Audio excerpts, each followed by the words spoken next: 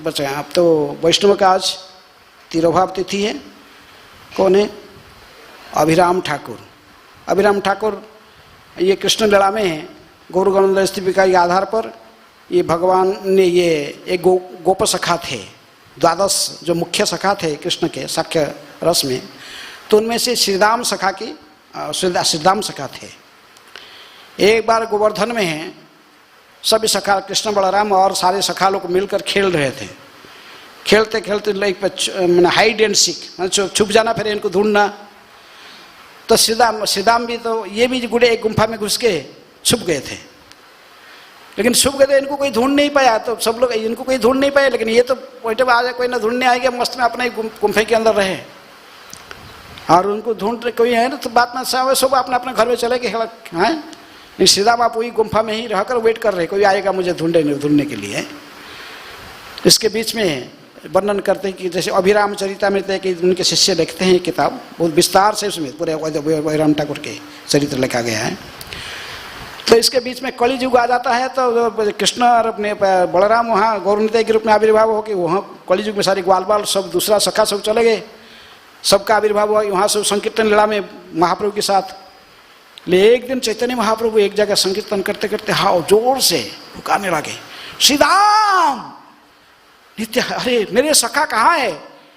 क्योंकि भगवान के साथ कुश्ती कसरत करने में, कृष्ण के साथ कुश्ती कसरत कौन कर सकता था? ये श्रीदाम ही केवल। कभी कभी श्रीदाम हरा देता है किसको? कृष्ण हार जाते श्रीदाम से। राधा रानी के बड़े भाई के अभिनय करते थे, राधा रानी बड़े भाई है थे श्रीदाम बड़े भाई और राधा रानी की छोटे बहन अनंग मंजरी थी। तो नित्यानंद कहे कि नित्यानंद मूर्छित हो गए पूरा महाप्रभु। चेतना है तो फिर बोले कि नित्यानंद इधर आओ, सुनो श्रीदाम कहाँ है?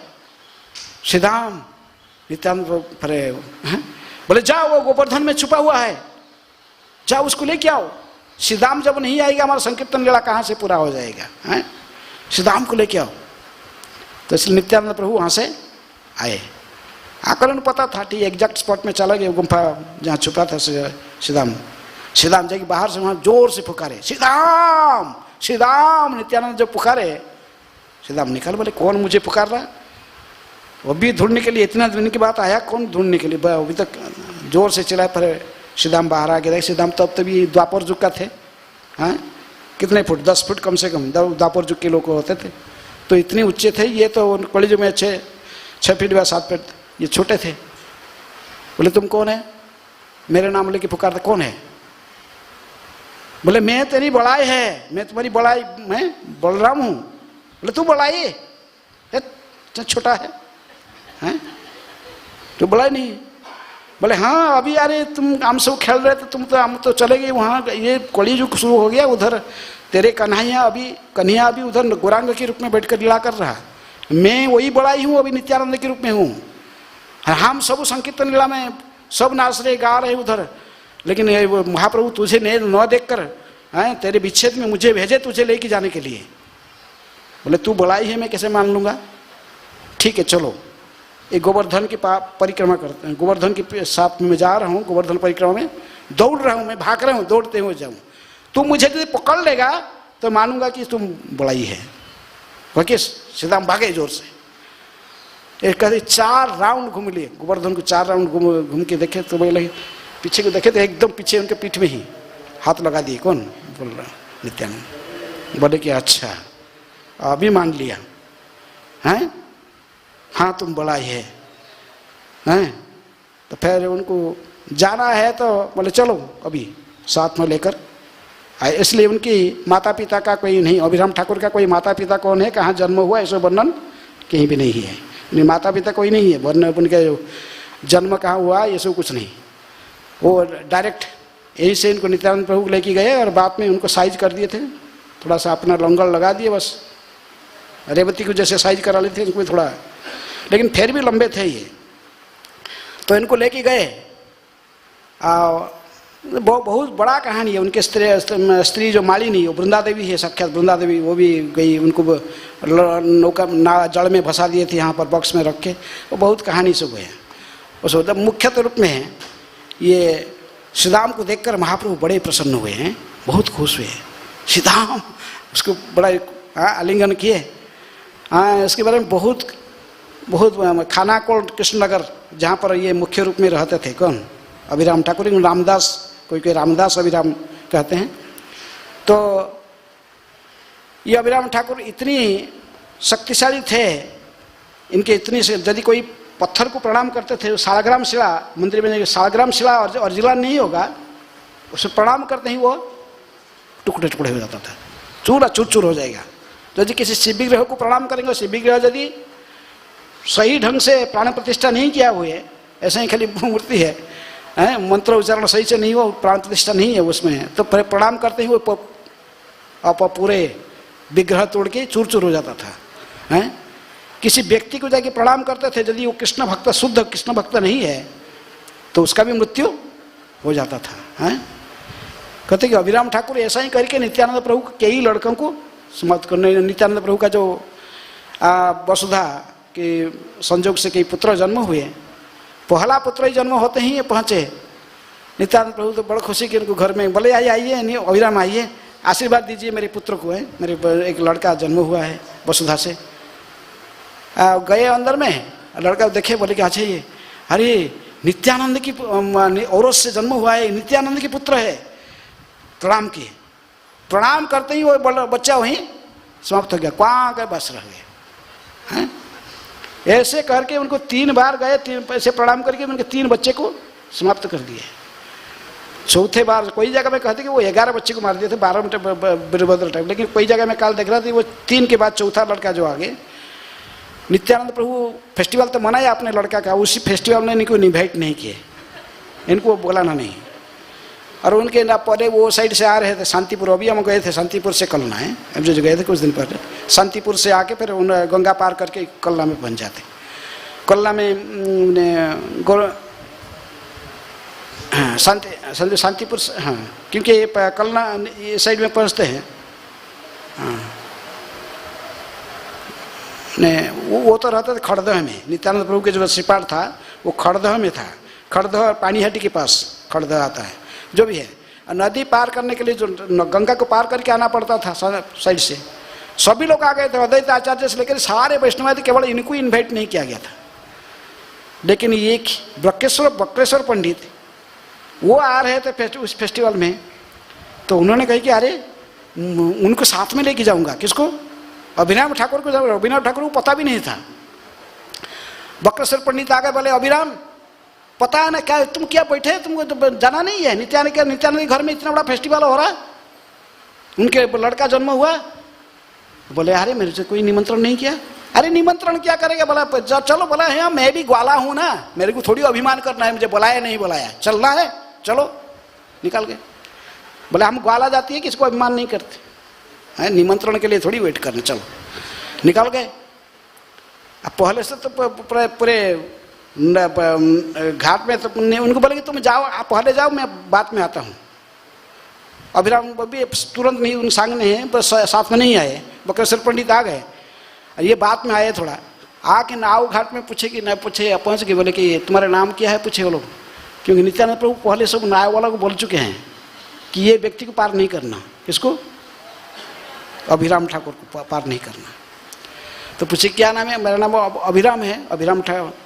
बोले हाँ अच्छा आपका नाम है, किसी भी हालत से नहीं, आपको नहीं पार करेंगे हम, नित्यानंद हमको हमेशा हमारा प्राण से भी अधिक प्रिय है नित्यानंद, हम तुमको नहीं पार करेंगे। नित्यानंद प्रभु ने हमको मना किया है, अभिराम ठाकुर को पार नहीं करना, कभी भी नदी नाव पार नहीं, गंगा पार नहीं करना।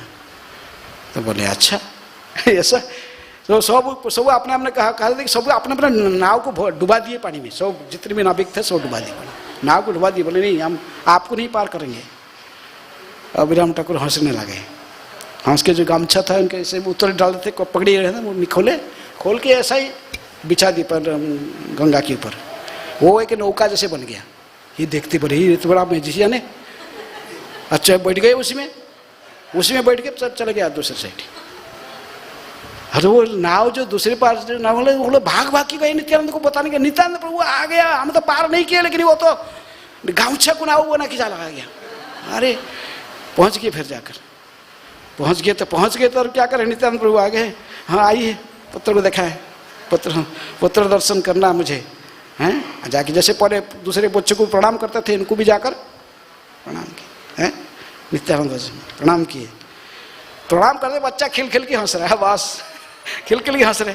एक बार हो गया, 2 बार हो गया, तीसरी बार भी प्रणाम किए, 3 बार भी और जोर जोर से खिल खिल के हंस रहा है। तो अभी अभिराम ठाकुर ने कहे ये बच्चा गौरांग की दूसरे रूप है, ये है वीरभद्र वीरचंद्र ठाकुर कहते हैं, नित्यानंद प्रभु के जो पुत्र क्षीरोद कसाई विष्णु के अवतार माने जाते हैं। तो उस बच्चे हैं। आज कोई से भक्त को जाकर प्रणाम करते थे, उसका भी देहांत हो जाता था। ऐसा ही मुकुंद दास, मुकुंद वैद्य के पुत्र थे, कौन? रघुनंदन। रघुनंदन भी गोपीनाथ को पूजा करते थे। उनके बचपन से गोपीनाथ उनके हाथ से लड्डू खाए थे। इस खबर पहुंच गया इनके पास। बोले अच्छा मैं रघुनंदन को दर्शन करने जाऊंगा। जो गए रघुनंदन को मिलने के लिए, उनकी माँ इतनी भयभीत हो गई, बोले मेरे क्या होगा, पिताजी माताजी बहुत डर गए, अरे रघुनंदन को समाप्त कर देगा ये हैं। तो इसलिए वो डर गए, बोले हमारे कि लड़का क्या कर देगा ये, अभिराम आएगा। उन्होंने छुपा दिए घर में, वो दूसरे को छुपा दिए। अभिराम ठाकुर आए कि ना हमारा लड़का नहीं है, घर में नहीं है। कहाँ गए, मैं मिलने आया हूँ। नहीं कहीं नहीं, कहीं गया, कहाँ गया, अभी नहीं, अकबर घर में नहीं है। बहुत समय तक वेट किए, वेट करके फिर देखिए निराश होकर बोले तो है, फिर वो वापस जा रहे थे। लेकिन रघुनंदन को पता लगा कि अच्छा मुझे क्यों बन गए, यहाँ क्यों रखे, अच्छा मुझे कोई मिलने आया था। अच्छा कौन मिलने आया था? अभिराम ठाकुर मिलने आए थे। भाग भाग के उनके पीछे भागा, दौड़, अभिराम ठाकुर मैं हूँ, मैं रघुनंदन हूँ। जोर से चिल्ला के पहुँच गए। वो घूम के देखे तुम रघुनंदन है। हाँ, लेकिन ये इनके पीछे, रघुनंदन के पीछे उनके पिताजी माताजी पूरे गांव भाग रहा है उनके साथ में। ही रघुनंदन क्या होगा, रघुनंदन क्या होगा, सब भागे। लेकिन रघुनंदन हंस रहे थे और उनको प्रणाम किए अभिराम ठाकुर, उनका भी कुछ नहीं हुआ है। दोनों बांध कल्पतरु कर रहे थे, कुछ नहीं हुआ है। तभी समझ गए अभिराम ठाकुर ये रघुनंदन कुछ गौरांग महाप्रभु की विशेष है कृपा आशीर्वाद है। ये प्रद्युम्न की अवतार, चतुर्भुज में प्रद्युम्न के अवतार के रूप में इसलिए माना जाता है रघुनंदन ठाकुर को। चैतन्य महाप्रभु के पास में एक गोपाल ने क्या, गोपाल गुरु, एक गोपाल छोटा बच्चा रहता था। अभिराम ठाकुर आए गए उधर गंभीरा में, सब लोग वो उसको गोपाल गुरु को शुद्ध अच्छा भक्त कहते थे। तो उनको प्रणाम करें क्या होगा, सब डर रहे थे। इसलिए चैतन्य महाप्रभु ने अपने चरण ने वो गोपाल के सिर पर रखे। बोले भय और तुम्हारा भयभीत नहीं होना है। उसको गोपाल गुरु को गुरु रूप में भी महाप्रभु बोलाते थे, गोपाल गुरु है। तो इसलिए उनकी चरण, चैतन्य महाप्रभु जब उनके चरण में सिर रखे, फिर अभिराम जाकर प्रणाम करने से पहले उनका भी कुछ बिगड़ा नहीं था। नहीं तो बहुत शक्तिशाली थे, किसी को प्रणाम करके ही केवल समाप्त कर देते थे हैं। कितने बड़े बड़े तांत्रिक के साथ उनके द्वंद्व है, सब बहुत विस्तार से वर्णन है वो सब हैं। और कभी कभी तो भाव में आ जाते, ग्वाला भाव में आ जाते, तो पर एक पेड़ को उठाकर पर बांसुरी बना देते हैं। पूरे पेड़ को उठाकर ऐसे मोटा बांसुरी की तरफ धारण करके खड़ा हो जाते आवेश में हैं। तो उनकी चरित्र तो बहुत विशाल चरित्र है। खानाकुल कृष्णनगर प्रभुपाद जी ने जो देखोगे, ये आदि लड़ा के गौरांग गौर भक्त जो महाप्रभु के पार्षद जो वर्णन है उसमें इसका है। तात्पर्य प्रभुपाद लिखते हैं वो खानाकुल कृष्णनगर कैसे पहुँचोगे, डिटेल कौन सा स्टेशन में जाना है, कहाँ उतारना है, कहाँ से वहाँ से भर के कहाँ पकड़ना, डिटेल कहेगी कैसे पहुँचना, वो भी वर्णन करते हैं। इसलिए गौरांगेर संगी गणे नित्य सिद्ध करी माने से जाए ब्रजेंद्र सुतपास। इसलिए गौरांग महाप्रभु के जो पार्षद हैं, जैसे श्रीदाम सखा की अवतार जो अभिराम ठाकुर के तिरुभाव तिथि है, और उनकी विशेष कृपा आशीर्वाद, उनका भी ये विग्रह स्थापना किए थे, गोपीनाथ विग्रह खानाकुल कृष्णनगर में उनको प्राप्त हुए थे जमीन के नीचे। तो इसलिए रघुनंदन को उन्होंने कहे कि रघुनंदन तुम भी गोपीनाथ के सेवक हो और मैं भी गोपीनाथ के सेवक हूँ, दोनों चलो डांस करेंगे, कीर्तन करेंगे। गोपीनाथ नहीं, दोनों रघुनंदन और ये अभिराम ठाकुर जोर से नृत्य कर रहे थे गौरांग के नाम लेते हुए। तो नृत्य करते करते ये अभिराम ठाकुर के पैर का घुंघरू छिड़क कर चला गया, 12 माइल दूर पर जाई गिरा। वहाँ पर नुपुर कुंड बना गया। तो बहुत कहानियाँ हैं ना अभिराम ठाकुर। तो संक्षेप में मैं थोड़ा बहुत आपको बोला क्योंकि ऑलरेडी 10-15 मिनट बोल चुका हूँ, 9-10 हो चुका, 9 बजने के लिए 5 मिनट था, तो प्रश्नोत्तर करने के लिए कोई समय नहीं है। हरे कृष्णा कृष्णा कृष्णा हरे हरे, हरे राम राम राम हरे हरे। श्रील अभिराम ठाकुर की जय, श्रील प्रभुपाद की जय, ग्रंथराज श्रीमद् भागवतम की जय। निताय गौर प्रेमानंदे, हरि हरि बोल। हरे कृष्ण।